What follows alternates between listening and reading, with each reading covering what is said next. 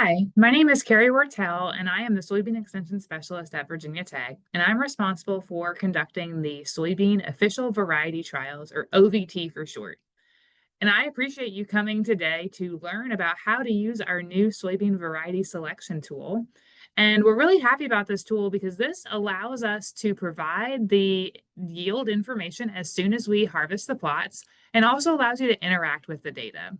So I want to just walk through step by step how you would do that and try to help you make the best informed variety selection decision for you and your farm situation.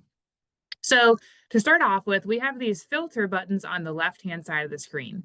So each of these buttons has some options. Starting from the top, we have trial. So right now, OVT is our only option because we do hope on adding in on-farm data in the future, but right now we only have this OVT. So you can see this yield in bushels per acre. So 73 is the average yield in bushels per acre of all of our official variety trials across the locations and parameters. So similarly with system now, we only have full season data, but as we continue throughout harvest, we will be adding double crop. So you'll be able to interact with that data as well.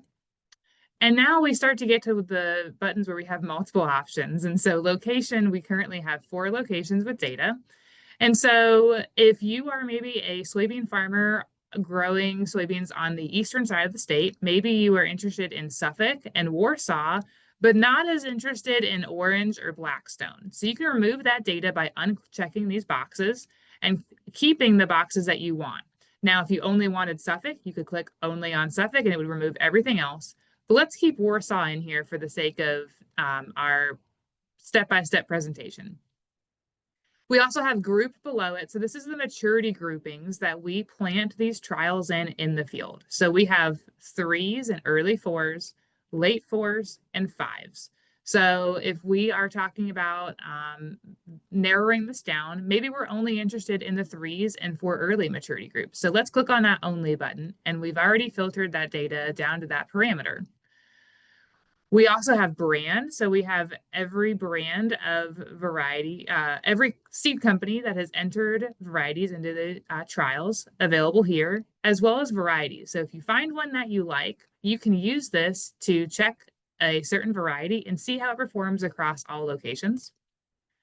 Herbicide allows you these different herbicide traits. So we have Enlist E3 and Extend Flex. We also have Roundup Ready varieties that we've already filtered out. But let's say maybe we're only interested in Enlist E3 for the sake of what is similar to your farm situation.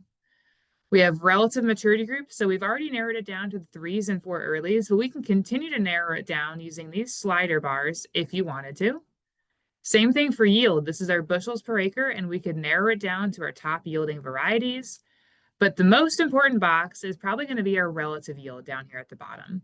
And so this is where we are using this relative yield calculation to compare each variety to the other varieties at that location and in that maturity group. And so the higher the relative yield, the better that variety performed in that situation. And so really encouraging you to use that relative yield button. And so you can see we've already narrowed it down from a long list to 4 options.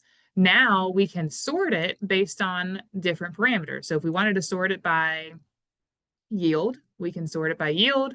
Relative yield, again, is going to be the most encouraged use of this sorting function. And so if we found a variety through this filtering and sorting that we're interested in, we also have the link to the text sheet from that company. So let's use this one as an example, and we can click on this variety link here. And there is a redirect notice because what we've done is we've downloaded all these PDFs from the company websites and have them listed on Virginia Tech web pages. And so this is saying that you are going to a new web page, but it's Virginia Tech, so it is a safe site. We can click on it, and now we get the all of the details of that variety provided by the company. So this can be really helpful as you're making decisions. Maybe if you have some nematode issues that you need to consider or disease history, we can have these disease scores here. But this is a good check to make sure that this variety would be a good fit for your farm situation.